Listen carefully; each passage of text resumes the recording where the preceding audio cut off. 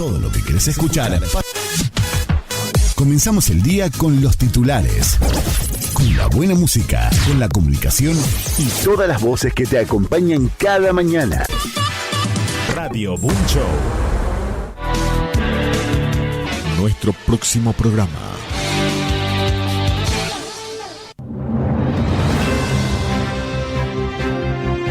Conectamos con el mundo. Estas son las noticias. Panorama de noticias.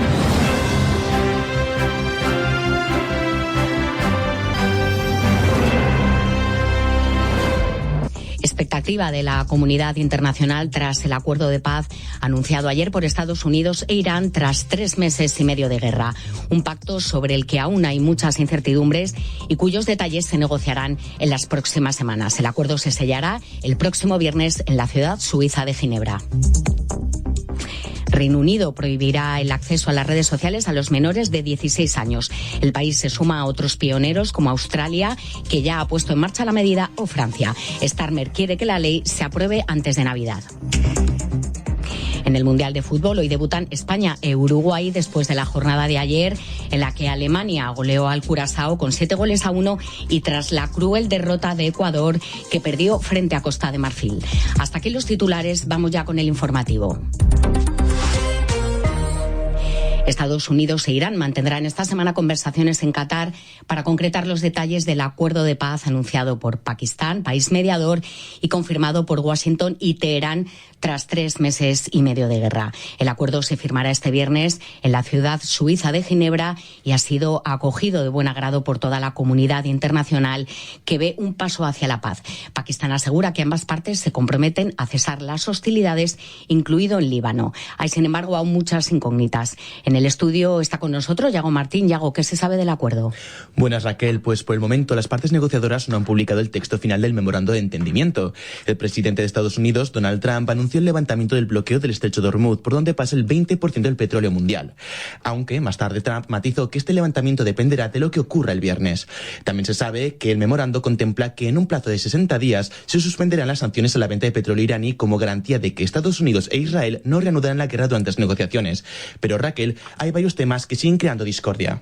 Iran will never have a nuclear weapon, and not just El vicepresidente de Estados Unidos, J.D. Vance, dijo que el texto implica que la República Islámica nunca tendrá un arma nuclear. Washington y Tel Aviv insisten en que Teherán renuncie a su plan nuclear, pero el presidente iraní sostiene que su país tiene derecho a desarrollar tecnología nuclear con fines pacíficos. Por último, Raquel, el tema clave que podría hacer descarrilar las negociaciones es el fin de la guerra en Líbano. El viceministro de Asuntos Exteriores iraní fue tajante con el fin inmediato de la violencia en todos los frentes, incluido Líbano. El primer ministro de Israel, Benjamin Netanyahu, advirtió que continuará actuando para contrarrestar la amenaza de Hezbollah, grupo militante aliado de Teherán. Con todo esto, Raquel, debemos recordar que con esta, Donald Trump ha anunciado 40 veces la firma de un acuerdo de paz, por lo que cualquier escenario sigue sobre la mesa. Muchas gracias, Yago. Y bueno, como comentabas, un acuerdo cuya estabilidad depende mucho de lo que ocurra en Líbano. El gobierno israelí ha afirmado que no va a retirar sus tropas en el país y tampoco en Gaza ni en Siria. El ministro de Defensa, Israel Katz, advirtió a Irán de que si ataca a Israel en respuesta a su campaña en Líbano, responderá con toda su fuerza. Los detalles con nuestra corresponsal en Jerusalén, Yanira Gómez. Seguiremos en Líbano, Siria y Gaza de forma indefinida. Es lo primero que ha dicho el ministro de Defensa, Israel Katz, enfatizando que pese a todas las presiones que Israel pueda recibir, su ejército seguirá ocupando y demoliendo las aldeas del sur libanés. El acuerdo entre Estados Unidos e Irán incluye el fin inmediato de las operaciones militares en Líbano. De hecho, el ministro de Exteriores iraní, Abbas Araghchi, acaba de pedir que Israel detenga todos sus ataques en curso. Pero hasta la firma no sabremos cómo se aplicará este trato ni si especifica que Israel deba retirarse de Líbano. Tanto los ministros de coalición de Benjamin Netanyahu como la oposición israelí coinciden en que es un pésimo acuerdo para la seguridad de su Estado. Los primeros, representados en Itamar Ben-Gvir y Bezalel Smotrich, aseguran que este pacto no obliga a nada a Israel y prometen seguir la campaña para derrocar a Irán, mientras que los opositores culpan a Netanyahu por sus promesas incumplidas y por no dar explicaciones una vez más al público israelí. En un juego de palabras en hebreo, Yair Lapid afeaba al primer ministro que en vez de una victoria total ha conseguido un fracaso total con un Israel que recibe instrucciones sobre su seguridad nacional. Desde Jerusalén, Yanira Gómez Muñoz. Un acuerdo de paz en Irán que centrará las reuniones del G7 que arranca este lunes en la ciudad francesa de Evian. El presidente francés, Emmanuel Macron, que ha avanzado que estos días se discutirán las consecuencias del pacto, recibirá hoy al presidente Donald Trump, con quien tendrá una reunión bilateral. Mañana se verá con el ucraniano Volodymyr Zelensky, pues otro de los temas a tratar será la guerra en Ucrania. Zelensky se verá también con Trump, a quien ha dirigido un mensaje de agradecimiento por su respaldo.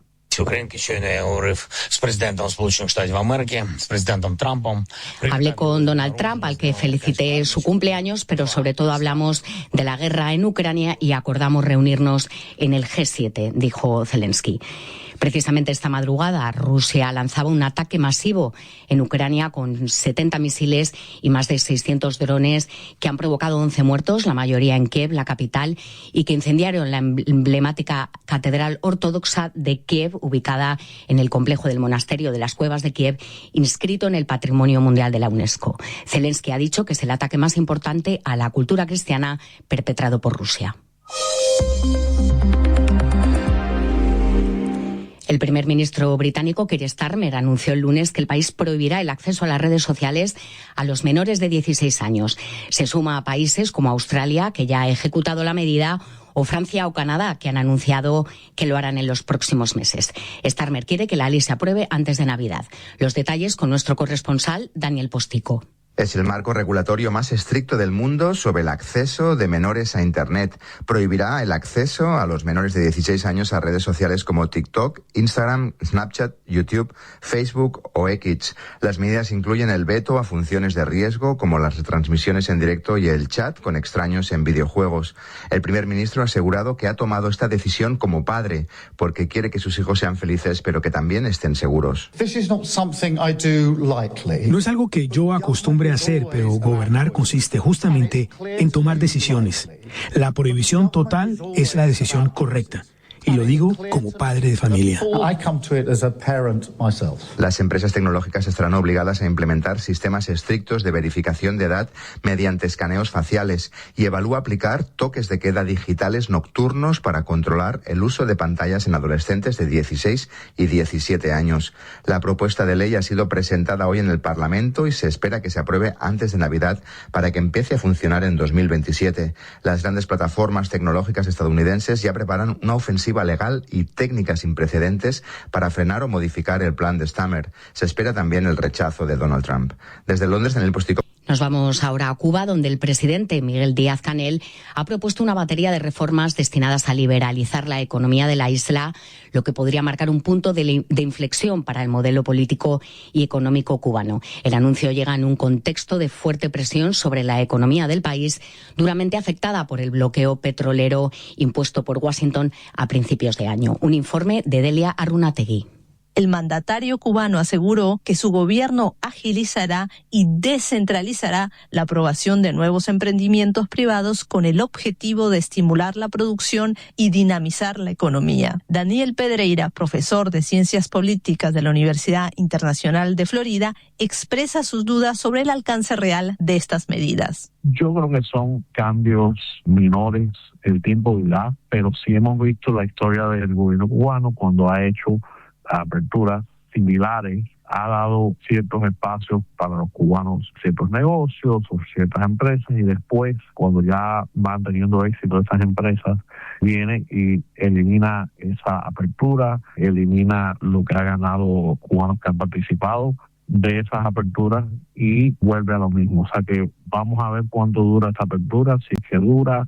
Por su parte, el politólogo e historiador cubano Armando Chaguaceda analiza las razones de la persistente falta de inversión extranjera en la isla. Fíjate, tienes tres fuentes fundamentales de inversión potencial. Las grandes hoteleras occidentales, españolas en su mayoría, pero también francesas, etcétera, canadienses, que se están retirando. Los aliados, digamos Rusia, China, Irán, pero Rusia y China, Irán, más allá que estén aliados políticos, saben que Cuba no paga y que además no se van a meter en una pelea con Estados Unidos, en la zona cercana a Estados Unidos. Entonces, no hay capital ruso-chino que vaya a sustituir a estas empresas españolas, no lo vemos. ¿Y a qué están apostando? Pues un capital cubano emigrado, exiliado, al que se le ha privado hasta muy recientemente, salvo en muchos casos de empresarios vinculados a la élite. Ahora se lanza este anuncio de que inviertan los cubanos, pero a ver, los cubanos para invertir tienen que tener garantía jurídica, porque a esos mismos cubanos incluso tú hasta la fecha les han llegado una serie de derechos por el hecho de migrar. Ahora lo vamos a tener en cuenta, pero es que hace décadas que en las reuniones de los migrantes con el Estado cubano se han planteado esto, el Estado cubano no lo ha atendido. Entonces a la carrera quiere convencer a aquella gente a la que ha despreciado, a la que ha administrado sus derechos, de la que ha querido los dólares pero no le ha devuelto derechos, que sean inversores en una operación de altísimo riesgo. Además de restringir el flujo de petróleo hacia Cuba, Washington ha limitado el acceso del país a la banca internacional, provocando incluso la salida de operadores como Visa y Mastercard. Esta estrategia buscaría debilitar al conglomerado militar Gaesa, que según expertos controla el 40% del Producto Interno Bruto de la isla. Mundial de Fútbol 2026. Tiempo ahora para el Mundial de Fútbol. Hoy debutan España e Uruguay después de que Alemania goleara ayer al Curazao, que se estrenaba por primera vez en un Mundial, y también tras la cruel derrota de Ecuador. En el estudio nos acompaña Manu Terradillos para contarnos las últimas novedades. Buenos días, Manu. Hola, ¿qué tal, Raquel? Empezamos el repaso hablando de una decepción, la de Ecuador, no por el juego del combinado, sino por el resultado. 0-1 han perdido contra Costa de Marfil, y es que la tricolor mereció más. Hasta 3 veces se estrelló en la madera antes de ver cómo cruelmente en el minuto 90 Amad Diallo marcaba para dar el triunfo a los africanos. Sebastián Becasese, director técnico de Ecuador. Obviamente el dolor de una derrota injusta siempre hay que procesarla, hay que sentirla. Es normal sentir esa impotencia. Es un juego que hay que acertar. Nos costó el acierto. Observar claramente que el equipo ha competido muy bien, que tuvo las situaciones más claras, que pudo haber conseguido la victoria, y por un detalle al final termina quedándose con nada. En cuanto al resto de partidos, como era de esperar, Alemania pasó por encima de Curazao 7-1. La pequeña nación caribeña sí tuvo, no obstante, su pequeña victoria en el que es su debut en una Copa del Mundo, y es que pudo marcar su primer gol en un Mundial. Fue obra del Líbano Comenencia. Además, Países Bajos y Japón empataron a 2 y Suecia goleó 5-1 a Túnez. Hoy debuta Uruguay. El equipo del Loco Bielsa juega contra Arabia Saudí. También disputa su primer partido una de las grandes favoritas, España, que se mide a Cabo Verde, e Irán, con su rocambolesca participación, se enfrentará a Nueva Zelanda. Nos vamos con otro apunto deportivo. El Real Madrid anunció este lunes el acuerdo alcanzado con el Chelsea para el traspaso del lateral internacional español Marc Cucurella, que jugará en el club blanco las próximas 6 temporadas. Según informaciones de diferentes medios, la operación se habría cerrado por una cifra cercana a los 55 millones de euros. El Real Madrid y el Chelsea han llegado a un acuerdo para el traspaso de Marc Cucurella, que queda vinculado a nuestro club durante las próximas 6 temporadas hasta 2032, indicó el Real Madrid en un escueto comunicado.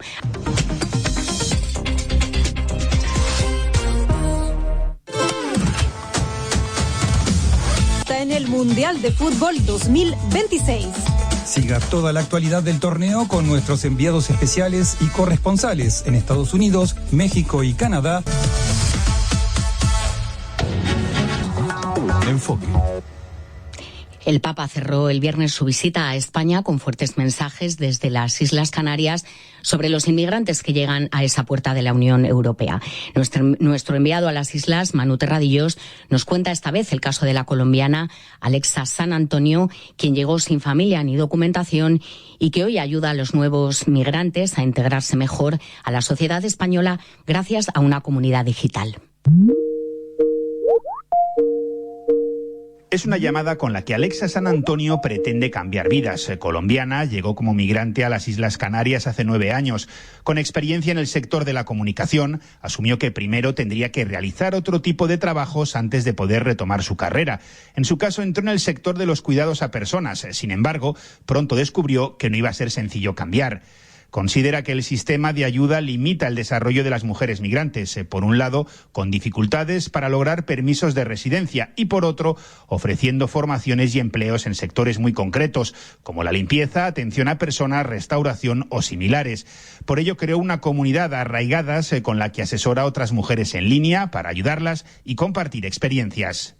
Decidí hacer acompañamiento exclusivamente a mujeres migrantes que han tenido que pasar por las mismas situaciones que yo he vivido, trabajando en el sector del hogar y de los cuidados, de que muchas veces es difícil salir por las condiciones sociolaborales en España. Así que decidí crear una comunidad arraigadas. Entonces les escribo diariamente un correíto, un mensajito para brindarles a ellas esta información, además de brindarles una asesoría online, porque digamos que trabajar la presencialidad con las mujeres migrantes que están en situación interna es muy complejo por los horarios de trabajo, por el tiempo de desplazamiento. Las mujeres a las que ayuda afrontan una serie de problemas que van más allá de la batalla legal y burocrática para conseguir el permiso de residencia. Las mayores dificultades con las que se encuentran las mujeres que están trabajando de internas es, uno, falta de regularización, dificultades para regularizarse y obtener unos papeles, un permiso de residencia y trabajo, dificultades para acceder a un contrato de trabajo. También tienen mucha violencia dentro de los trabajos, porque como nosotros trabajamos en los domicilios privados, donde la sociedad ni nadie se da cuenta de lo que vive una persona interna, pues resulta que recientes estudios nos han informado que las mujeres son víctimas de violencia sexual, víctimas de abuso, víctimas de malos tratos, de discriminación, de tratos humillantes, accidentes laborales donde nadie se da cuenta, nadie puede entrar, y ellas muchas veces se sienten cohibidas a denunciar porque les está la amenaza latente de que las van a deportar o que las van a expulsar del país, cuando la realidad es completamente diferente. ¿Sí? Desde Las Palmas de Gran Canaria, Manu Terradillos.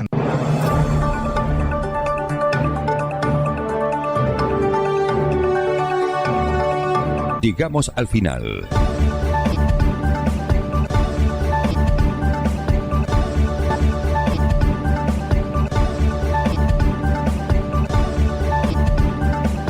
Los invitamos para nuestro próximo informativo.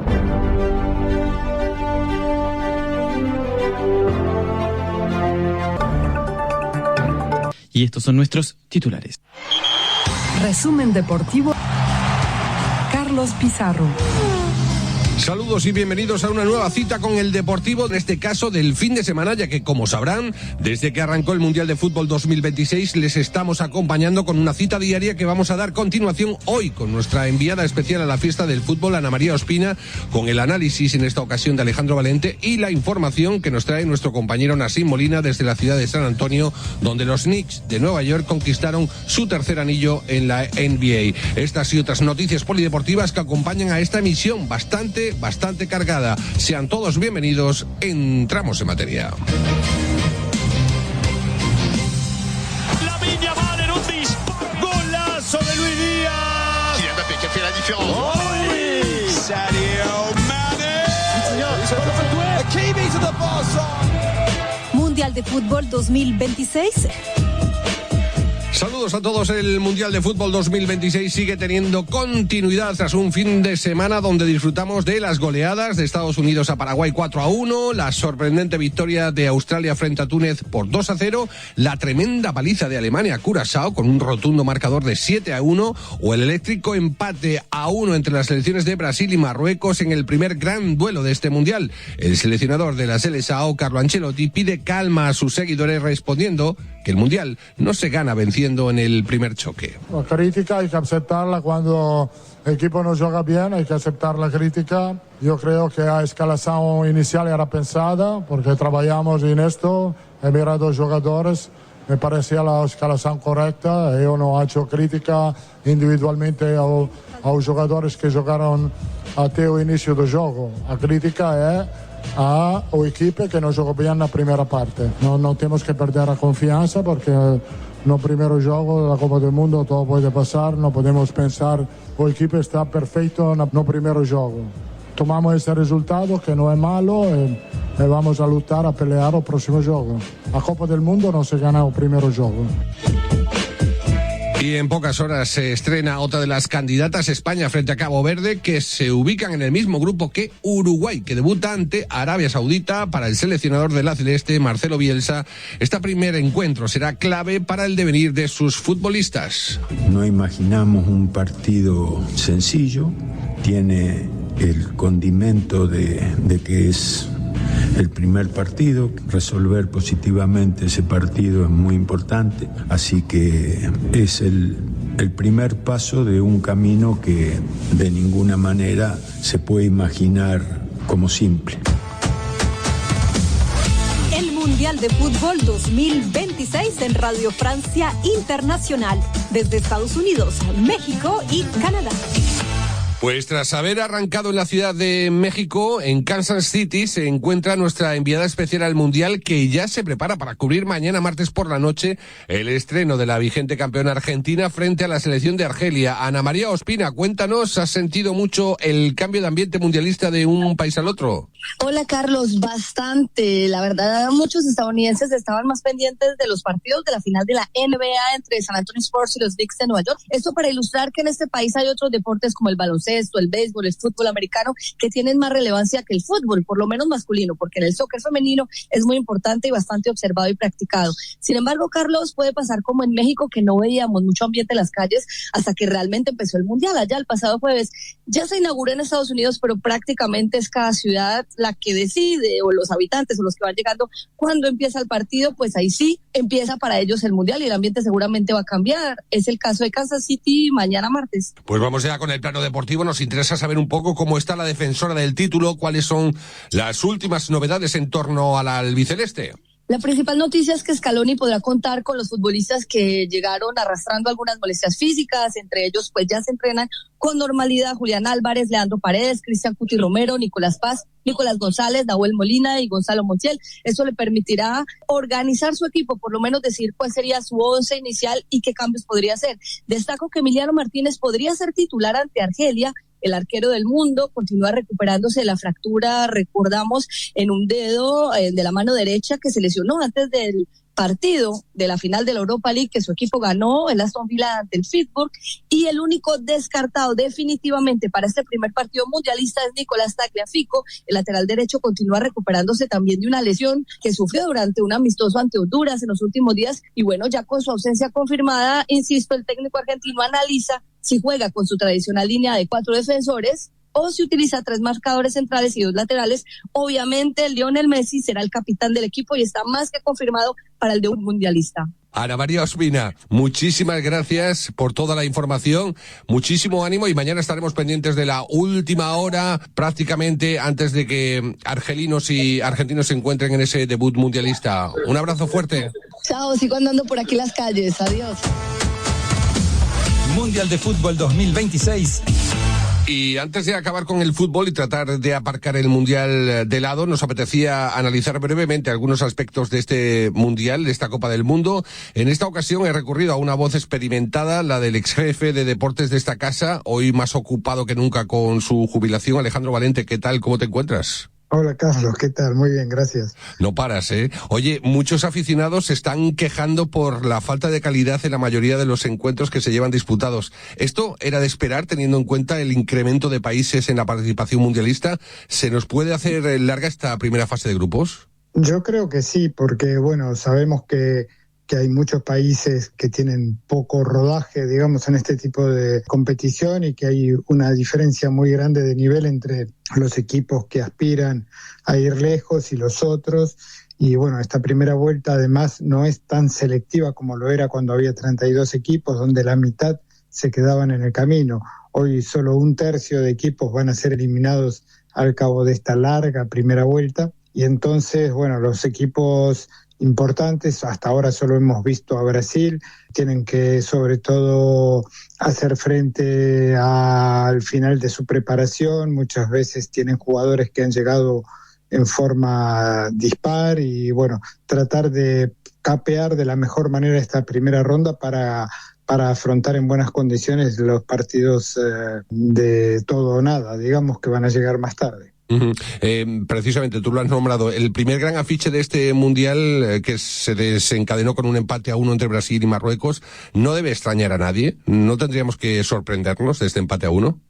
Digamos que puede parecer un resultado mediocre para Brasil, pero bueno, sabemos que Brasil no atraviesa su mejor momento, así fuera de algunas figuras como Vinicius o Rafinha, carece de jugadores muy destacados. Algunos de ellos, como Marquinhos, por ejemplo, o Casemiro, están más bien ya en la cuesta baja de su carrera, o sea que no se esperaba excesivamente de este Brasil. Y Marruecos sabemos que hoy en día es el mejor equipo africano, que ya fue semifinalista en el último Mundial, Y entonces, bueno, había un duelo interesante y que reveló en todo caso que Marruecos está prácticamente hoy al nivel de un equipo como Brasil, lo cual es una novedad interesante, ya que hace tiempo que se espera ver a equipos nuevos sacar la cabeza y aparecer entre los favoritos. Se abre más el abanico, claro, por supuesto. Alejandro Valente, es un placer tenerte aquí y analizar algunas cositas de este Mundial que acaba de arrancar, así que todavía nos queda mucho por disfrutar por delante. Muchas gracias, un fuerte abrazo. Un fuerte abrazo, Carlos. Here comes Fox. 5 seconds remaining. Fox to Wemby. Wemby tries a three, puts it up, off the mark. Anunoby the rebound. It's over. It's over. Knick fans, this is not a dream. Your long, long wait has ended. Go ahead and cry. After 53 years, the Knicks are finally NBA champions once again. Y así se frenaba una sequía que duraba más de 53 años para el equipo de los New York Knicks, que vuelven a ser campeones de la NBA tras ganar la gran final ante los San Antonio Spurs con una serie de 4-1. Nuestro hombre de la NBA, Nassim Molina, estuvo viviendo, como viene siendo ya habitual, esta serie final y nos va a contar más del tercer título de los neoyorquinos. Nassim, muy buenas. ¿Ganaron los Knicks o perdió San Antonio? Aunque parezca lo mismo, es bien diferente. Mi querido Carlos, ¿cómo estás? Saludo con un placer enorme. Pues a como lo planteas, yo creo que en muchos sentidos Spurs perdió esta serie, tanto así que durante los 5 compromisos tuvo ventaja de doble dígito en todos ellos, de tal manera que al final no pudieron cerrar. Knicks lo aprovechó y un muchacho de apenas 1,86 metros de estatura pudo ganarle al gigante de más de 2,25 metros. En una final vivida como este año quedará grabada en la memoria un cuarto juego donde se produce una de las remontadas más épicas de la historia de la NBA, 99 puntos para analizar bastante que fueron claves para la moral de unos Knicks y la destrucción a nivel táctico de los Spurs. Definitivamente, no puedes dejar ir un partido en el que tienes ventaja de 29, faltando menos de 25 minutos por jugarse, y ahí demostraron los Knicks como fue prácticamente su historia desde el primer partido de los playoffs, cuando remontan también más de 20 frente a Cleveland, de tal manera que este ya era el equipo del destino. Tenían que acabar con esa sequía de 53 años, lo hicieron en el mejor momento, pero ¿de qué forma? Además, ganando los 3 partidos fuera de 4 que necesitaban. Sacaron 1 en el Garden y fueron a ganarle en su casa a Wembayamba, a los Spurs en San Antonio, 3 partidos para ser hoy los campeones de la NBA, y la explosión de efusividad por parte del baloncesto en el mundo no se había visto, yo creo, desde el último título de Kobe Bryant, cuando en 7 partidos vence a los Celtics. Nassim Molina, un fuerte abrazo. Un fuerte abrazo para ustedes también, y ahora sí darle la vuelta a la página a ver si el Mundial puede retomar la audiencia que durante 5 partidos nos dejó la NBA. Sí, recupéralo, que se está jugando un Mundial, Nassim, aunque no lo creas. Ya sé que has estado ahí inmerso en la NBA, pero bueno, hay un Mundial. Un abrazo. Abrazo enorme, mi querido Carlos. Estás escuchando el Deportivo de... Nos vamos, hay un Mundial que va a tener continuidad en la antena de R, y hay un final en la emisión de hoy con alguna noticia breve en la página polideportiva, comenzando por el ciclismo, luego de que el mexicano Isaac del Toro conquistase el Tour Auvernia-Ródano-Alpes con final en el plató de Solasson en plenos Alpes franceses, después de haberse adjudicado la 8ª y última etapa de esta prueba, llamada anteriormente la Dauphiné. Menuda alegría la de Del Toro tras vestirse de amarillo. La verdad es que es un sentimiento muy bonito, es increíble. Obviamente todos queremos esto y al final conseguirlo es uno de los sueños más bonitos que existen, y sí, es muy bonito ganar el primer amarillo y me siento muy privilegiado y feliz por estar en esa posición.